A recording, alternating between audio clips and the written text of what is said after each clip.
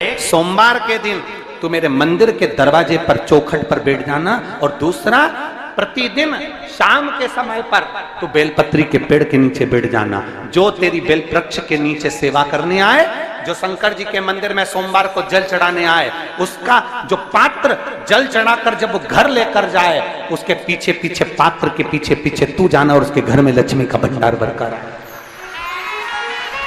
लक्ष्मी बेलपत्र के वृक्ष के नीचे तू विराजमान हो जा। उस बेलपत्र के वृक्ष के नीचे जो बुआरी लगाए, सेवा करे, चाकरी करे, एक बेटी को जैसे बड़ा करते हैं वैसे बेलपत्री के वृक्ष को जो बड़ा करे, बेलपत्री के वृक्ष का जो पालन करे, पोषण करे, उसकी संभाल करे, उस बेलपत्री के वृक्ष को जैसे जैसे वो उन्नति करे वैसे वैसे उसके घर में समृद्धि बढ़ते जाए। उस जिसका खुद का मकान नहीं हो, खुद का मकान नहीं हो, किराए के मकान में रहते रहते जिंदगी बीत रही हो, खुद का नहीं, और बहुत दुख का जीवन चल रहा हो, बहुत कष्ट का जीवन, बहुत अपना खुद का कोई मकान नहीं, मान लो प्लाट है पर मकान बन नहीं रहा, या कोई प्रॉपर्टी अपनी नहीं बन रही, तो हम इस व्यासपीठ से कहना चाहेंगे कि एक प्रयोग अवश्य करिएगा, एक प्रयोग अवश्य। अपने आसपास के 5-6 बेलपत्र के वृक्ष देख लीजिए, अपने आसपास के नजदीक के 5-6 बेलपत्र के बड़े बड़े वृक्ष देख लो या छोटे वृक्ष देख लो। उन 5-6 वृक्ष को धीरे धीरे उनकी सेवा करना प्रारंभ करो, उन वृक्षों को बड़ा करना प्रारंभ करो, उन वृक्ष के नीचे सफाई करना प्रारंभ करो, उन वृक्ष को जल देना प्रारंभ करो, उन वृक्ष को आप खाद देना प्रारंभ करो, उन वृक्ष की सेवा संभाल करना प्रारंभ कर दो, उस वृक्ष के नीचे बुआरी काटना प्रारंभ कर दो, झाड़ू लगाना प्रारंभ कर दो, उस वृक्ष के नीचे सफाई करना प्रारंभ कर दो। उस बेलपत्री के 5-6-7 वृक्ष को आप गोद ले लो। गोद लेना मतलब मैं इसकी सेवा करूंगा, मैं इसमें जल दूंगा, मैं इसके खाद दूंगा, मैं इसकी सेवा करूंगा, कुछ मत करो, बस केवल इस शरीर से उस बेलपत्र के वृक्ष की सेवा करना रोज प्रारंभ कर दो।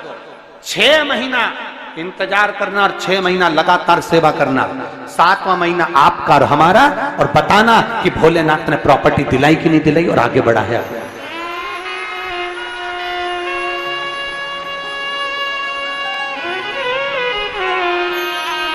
एक बेलपत्र का वृक्ष जिसके नीचे माता लक्ष्मी विराजमान होती है, एक बेलपत्र के वृक्ष के नीचे लक्ष्मी रहती है। दुनिया के लोग कहते हैं लक्ष्मी जी का दिन कौन सा है, बोलो जम के जल्दी से। शुक्रवार। दुनिया के लोग कहते हैं लक्ष्मी जी का दिन शुक्रवार है, पर माता लक्ष्मी से पूछा जाए कि तुम्हारी माता ख्याति देवी नारायण भगवान के साथ तुम्हारी शादी नहीं कर रही थी, शंकर को लक्ष्मी दे रही थी, तब तुमने भगवान शंकर से विनती करी, भोले बाबा मैं नारायण से प्रेम करती हूँ, भगवान नारायण से मेरा विवाह हो। तो माता ख्याति देवी से शंकर भगवान ने विनय कर कर कहा कि लक्ष्मी जी का विवाह नारायण के साथ कर दिया जाए। भगवान नारायण के साथ जब लक्ष्मी जी का विवाह हो गया, तब लक्ष्मी जी हाथ जोड़कर बोलती हैं, बाबा मेरा विवाह नारायण के साथ हो गया, पर मैं आपके चरणों की सेवा करना चाहती हूँ, बाबा आप कृपा करिए कि मैं क्या करूं आपके लिए। शंकर भगवान कहते हैं लक्ष्मी बस 2 चीजें कर दे, एक सोमवार के दिन तू मेरे मंदिर के दरवाजे पर चौखट पर बैठ जाना, और दूसरा प्रतिदिन शाम के समय पर तू बेलपत्री के पेड़ के नीचे बैठ जाना। जो तेरी बेल वृक्ष के नीचे सेवा करने आए, जो शंकर जी के मंदिर में सोमवार को जल चढ़ाने आए, उसका जो पात्र जल चढ़ाकर जब वो घर लेकर जाए, उसके पीछे पीछे पात्र के पीछे पीछे तू जाना और उसके घर में लक्ष्मी का भंडार भरकर आए। लक्ष्मी बेलपत्र के वृक्ष के नीचे तू विराजमान हो जा। उस बेलपत्र के वृक्ष के नीचे जो बुआरी लगाए, सेवा करे, चाकरी करे, एक बेटी को जैसे बड़ा करते हैं वैसे बेलपत्री के वृक्ष को जो बड़ा करे, बेलपत्री के वृक्ष का जो पालन करे, पोषण करे, उसकी संभाल करे, उस बेलपत्री के वृक्ष को जैसे जैसे वो उन्नति करे वैसे वैसे उसके घर में समृद्धि बढ़ते जाए, उसके घर में वैभव बढ़ते जाए। ये शंकर भगवान माता लक्ष्मी से करे, भगवान शिव माता लक्ष्मी से करे। तो भस्म, अगर शिव के मंदिर में भस्म मिल जाए, शंकर पर चढ़ी हुई भस्म अगर मिल जाए तो, और अगर भस्म ना मिले ना, तो शंकर के जो शंकर भगवान का जो शिवलिंग है, शिवलिंग के आसपास में जो जलाधारी है, यहाँ अगर भस्म ना मिले तो इस जलाधारी पर अपना हाथ स्पर्श कर कर अपने तन पर उसको लगाकर जरूर आओ। भस्म एक शंकर पर चढ़ा हुआ जल, दूसरे नंबर पर है शंकर पर चढ़ी हुई भस्म। ये दो स्पर्श जरूर, स्पर्श। एक भस्म का एक बड़ा सुंदर चरित्र आता है। दूसरा, जिस भूमि पर बैठकर कथा सुनो उसकी रज को अपने मस्तक पर थोड़ा सा लगाकर अवश्य जाओ, तो जीवन का एक आनंद है। और शंकर के मंदिर में जाओ तो दो चीजें अवश्य लेकर आओ। पहला, शंकर जी पे चढ़ा हुआ, जम के बोलो, जल अवश्य लेकर आओ। क्योंकि जब तुम जल लेकर आते हो, पात्र लेकर आते हो, तो मेरा महादेव लक्ष्मी जी को तुम्हारे पीछे पीछे तुम्हारे घर तक भेज देगा। चढ़ी हुई बेलपत्र मत खाओ, लोग कहेंगे शंकर पर चढ़ा हुआ ये मत पाओ। हम इस व्यासपीठ से निवेदन करना चाहेंगे कि आप अगर दिल रखकर अपने बाबा से कहोगे ना, तो बाबा पर चढ़ा हुआ जो जल है ना, वो जल साधारण नहीं रहता। मेरा भोलेनाथ जब दुनिया को अमृत देता है तो तुमको भी अमृत दे देता है। दो चीजें कभी मत छोड़ो। अगर मंदिर में गए हो तो दो चीजें कभी मत छोड़ो। कथा में गए हो तो दो चीजें कभी मत छोड़ो। एक, कथा श्रवण करना। दूसरा, जहां कथा बैठकर सुनते हैं वहां की रज को अपने मस्तक पर लगाना। कथा सुनने के बाद आप यहां से जाओ, भले दरी बिछी है, आसन बिछा है, कारपेट बिछा है, उस पर अपना हाथ फेर कर उस रज को अपने मस्तक पर जरूर लगाओ। क्योंकि शिव पुराण में, भागवत पुराण में, स्कंद पुराण में, कुर्म पुराण में, नर्मदा पुराण में, लिंग पुराण में, नारद पुराण में, ब्रह्म वैवर्त पुराण में, जितनी भी पुराणे हैं, सब पुराणों में लिखा है कि जिस स्थान पर बैठकर हम भगवान की कथा को सुनते हैं, उनको याद करते हैं, जितनी देर हम उनको याद करते हैं उतनी देर वो परमात्मा उस स्थान पर बैठा हुआ रहता है। हाथ रखकर बोलना, शंकर भगवान से तुम्हारा रिश्ता कौन सा? शिव जी से आपका कौन सा रिश्ता?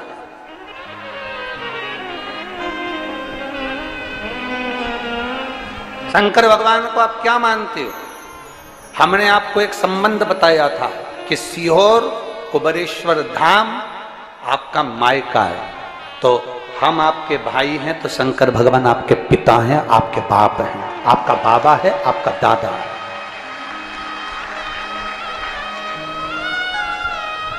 अब आपसे हम प्रश्न करें, उत्तर मेरी कुरुत की बहनें भी देंगी और मेरे जीजा उन भी देंगे और मेरी बेटियां और मेरे बेटे देंगे उत्तर। आपसे प्रश्न करें, अगर बेटी को दुख होगा तो क्या वो अपने बाप से नहीं कहेगी? बोलो तो जम के। बेटी को तकलीफ है वो अपने बाप से ना कहेगी। बेटे को तकलीफ है तो वो अपने पिता से, अपनी माँ से नहीं कहेगा, मम्मी मुझे ये तकलीफ है, पापा मुझे ये दुख है, माँ मुझे ये तकलीफ है, पिताजी मुझे ये कष्ट है। क्या वो अपने माँ बाप से नहीं कहेंगे? क्या वो अपने माँ बाप से विनय नहीं करेंगे? और माँ, पिता, फिर उसके करीब में, उसके नज़दीक में जो भी होता है वो माँ बाप निकाल कर उसको दे देते हैं, माता पिता उसको दे देते हैं। माता, लोग कहते हैं कि शंकर जी पे चढ़ा हुआ जल मत पियो, लोग कह देते हैं शंकर जी पे चढ़ी हुई बेलपत्र मत खाओ। कोई इस बहन से पूछे, सुनीता सोनी से, कि शंकर पर चढ़े हुए जल से उसकी गांठ जो डबल से उसके शरीर में आ गई थी वो समाप्त हो गई, तो जरा विश्वास करिएगा कि एक बेटी अपने माँ बाप से ही तो कहेगी, और बाप के पास में जो होगा वही तो अपनी बेटी को देगा दुख को मिटाने के लिए। तो मेरे शंकर भगवान के पास तो उसका चढ़ा हुआ जल है। दूसरा, जिस भूमि पर बैठकर कथा सुनो उसकी रज को अपने मस्तक पर थोड़ा सा लगाकर अवश्य जाओ, वो जीवन का एक आनंद है। और शंकर के मंदिर में जाओ तो दो चीजें अवश्य लेकर आओ। पहला, शंकर जी पे चढ़ा हुआ जम के बोलो, जल अवश्य लेकर आओ, क्योंकि जब तुम जल लेकर आते हो, पात्र लेकर आते हो, तो मेरा महादेव लक्ष्मी जी को तुम्हारे पीछे पीछे तुम्हारे घर तक भेज देगा। दो चीजें लेकर अवश्य आओ, और शिव पुराण में जाओ तो दो चीजें लेकर अवश्य जाओ। पहले नंबर पर शंकर की कथा और अपने अंदर विश्वास कि मेरे महादेव की मैंने कथा सुनी है, अब मैं भटकूंगी नहीं।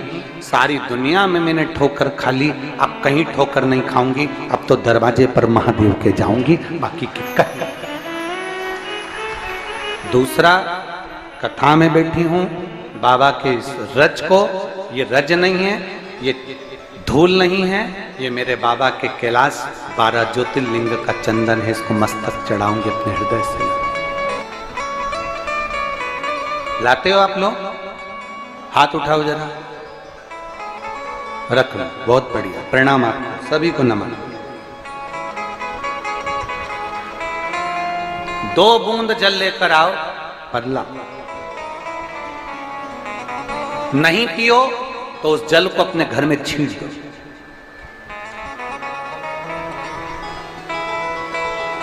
नहीं पी सकते, उस जल को छींट दो। सारे घर के लोग नहीं पी रहे, उस जल को मटके में डाल दो, हंडे में डाल दो। 2 बूंद जल हंडे में डाला, सब पी गई।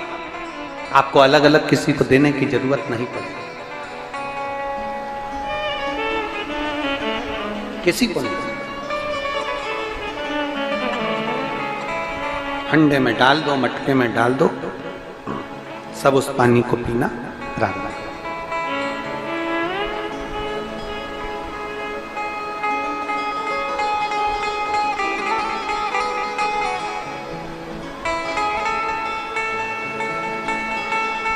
उस जल के महत्व को जो बच्चों का दर्द नहीं देख सकते,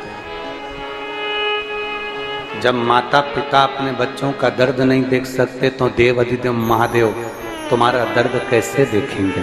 वो भी तो काटेंगे तुमको, वो भी तो कष्ट मिटाएंगे।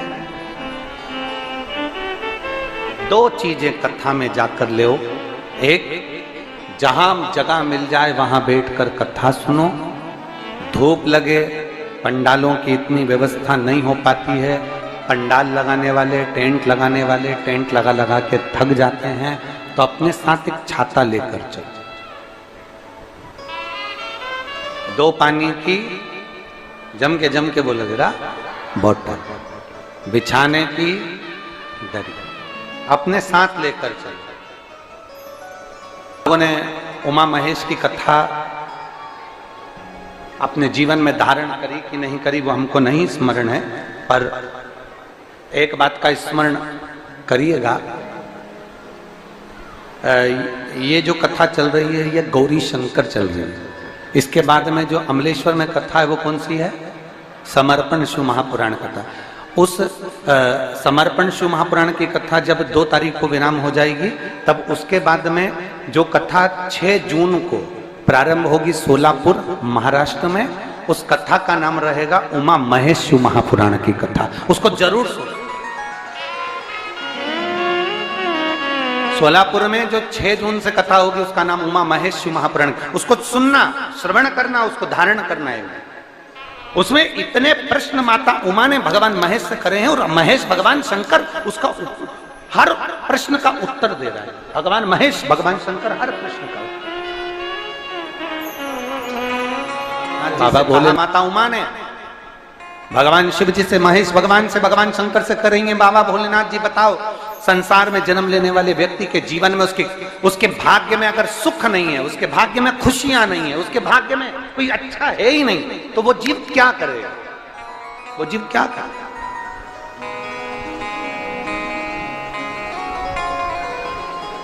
भगवान शंकर कह रहे हैं, पार्वती,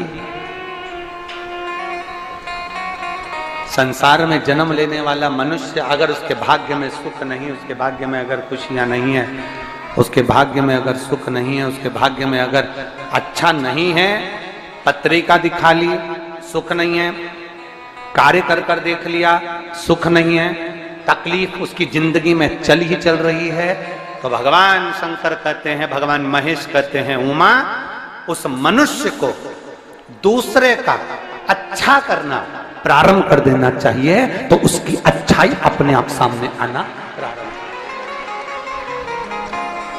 रविवार को अगर लोटा भरकर शिव को समर्पित करा जाता है तो घर में तेज लक्ष्मी प्राप्त होती है।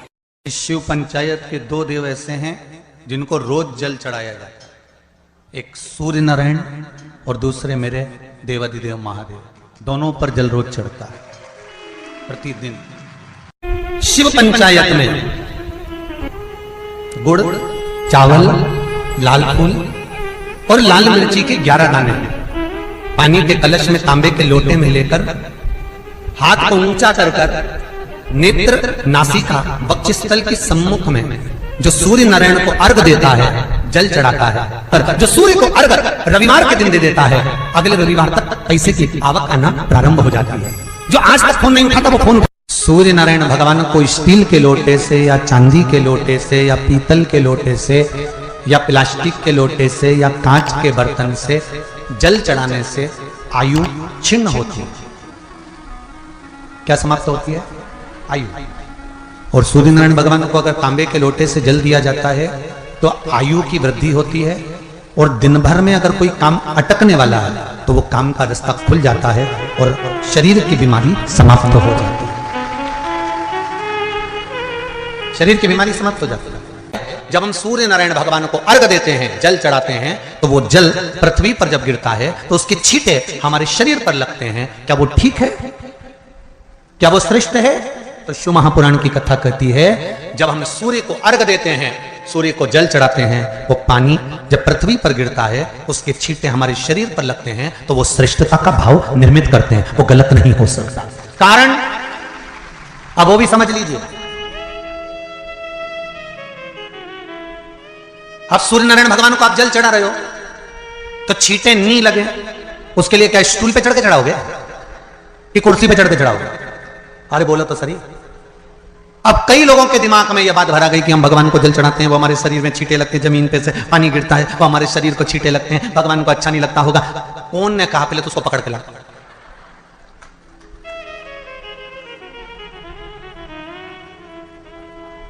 क्योंकि मेरे राम जी महाराज, मेरे भगवान कृष्ण,